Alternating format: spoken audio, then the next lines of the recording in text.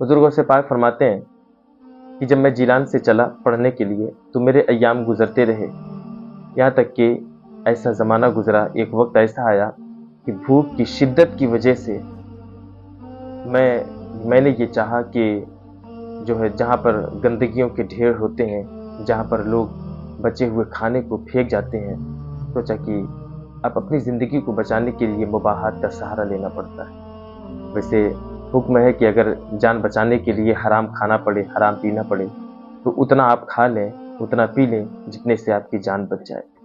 तो सरकार गौसे आज़म फरमाते हैं कि इसी सोच में मैं इलाके के कूड़ेदान पे पहुंचा, जहां पर लोग अपने बचे हुए खाने को फेंका करते हैं कि वहां शायद कोई चीज़ मिल जाए और खाकर अपनी जान बचा ली जाए। कहते जब मैं वहां गया तो देखकर हैरान रह गया कि मेरे जैसे वहां पर 70 अकाबिर औलिया अल्लाह जो है वहां पर पहले से खाने तलाश रहे हैं। कहते मैं शर्म के मारे वापस चला आया। जब अंदर मस्जिद में, बगदाद की जामा मस्जिद में बैठा हुआ था, थोड़ी देर में देखता क्या हूँ कि एक मुसाफिर आता है, और मुसाफिर वो हमारे एक तरफ मस्जिद में मैं था, दूसरी तरफ वो बैठ जाता है और एक पोटली खोलता है, उसमें से खाने निकाल कर खाना शुरू करता है।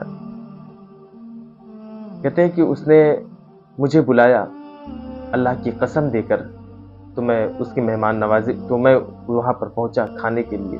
कहाँ के रहने वाले हो? उसने कहा कि मैं ईरान का रहने वाला हूँ।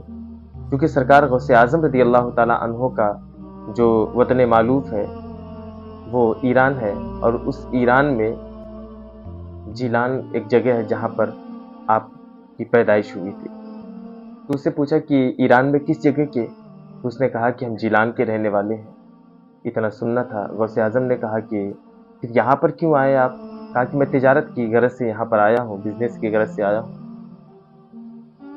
बात यह है कि हमारे पड़ोस में एक नेक खातून रहती है, और वो इतनी नेक खातून है कि अगर जीलान और ईरान के लोगों पर अल्लाह बारिश बंद करता है और बारिश नहीं होती है, तो उस खातून के आंचल के वसीले से दुआ मांगी जाती है, अल्लाह बारिश अता फरमा देता है। इतनी नेक खातून है। उनका एक बेटा था अब्दुल कादिर, जो बगदाद में पढ़ने के लिए आया हुआ था। उसके माँ ने चंद सिक्के दिए और कहा कि मेरे बेटे अब्दुल कादिर को दे देना, न जाने क्या हालत हो उसकी, कोई खबर नहीं है, कहाँ है, कैसे है।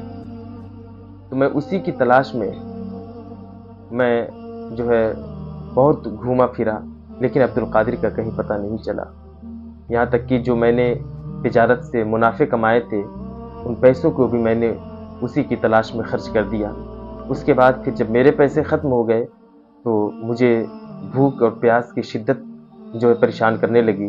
तो मैंने उसकी माँ ने जो पैसे दिए थे उसी से जो है मैंने खाना ख़रीदा, और ख़रीद करके ये सामने मैं खा रहा हूँ। तो सरकार गौसे आज़म ने फरमाया कि वो तो मेरी माँ है और मैं ही अब्दुल कादिर जिलानी रज़ी अल्लाह ताला अन्हु।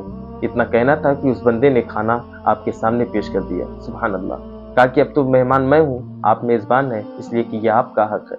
हुज़ूर सरकार गौसे आज़म ने उसे भी खाना खिलाया, खुद भी खाया। उसके बाद आपने सिक्के लिए जो बचे हुए थे और उसको दिया, और कहा कि रास्ते में खाते पीते और सफ़र करते हुए यहाँ से तुम जो है जीलान चले जाओ। उसके बाद जो चंद सिक्के बचे भी थे, सरकार गौसे आज़म बाज़ार जाते हैं और सामान खरीदते हैं और उसे ला करके गरीबों में तकसीम कर दिया। सुभान अल्लाह। ये हालत है। सरकार फरमाते हैं कि ऐसे ऐसे वक्त गुजरे हमारे ऊपर कि भूख की ये शिद्दत हुआ करती थी कि अगर कोई मेरे सामने खाना खाता था, लुकमा वो अपने मुंह में डालता था, लेकिन भूख की शिद्दत की वजह से मुंह मेरा खुल जाया करता था। तो विलायत के रास्ते में और अल्लाह रब्बुल इज़्ज़त की जो है अल्लाह रब्बुल इज़्ज़त के का कुर्ब हासिल करने के लिए बड़ी मशक्क़त झेलनी पड़ती है। लिहाजा गौसे पाक रज़ी अल्लाह ताला अन्हो के दामन से वाबस्ता रह के हम तमाम लोगों को अल्लाह रब्बुल इज़्ज़त ये तौफ़ीक़ दे कि ज़िंदगी भर गौसे पाक रज़ी अल्लाह ताला अन्हो की ग़ुलामी नसीब अता फ़रमाए, और मरते वक्त हुज़ूर गौसे पाक रज़ी अल्लाह ताला अन्हो के चेहरे अक़दस की ज़ियारत अता फ़रमाए। बहुत बड़ी जो है हुज़ूर गौसे पाक रज़ी अल्लाह ताला अन्हो फरमाते हैं कि अगर कोई मेरा मुरीद मशरिक़ में हो और मैं मग़रिब में हूँ और उसकी सत्र खुलती है ना, उसका सत्र अगर खुलता है तो मैं उसकी पर्दापोशी करता हूँ। फरमाया कि मैंने अल्लाह रब्बुल इज़्ज़त से कई अहद लिए हैं, उनमें एक अहद ये भी है کہ مولا میں اس وقت تک جنت میں داخل نہیں ہوں گا جب تک میرا ایک ایک مرید بخش نہیں دیا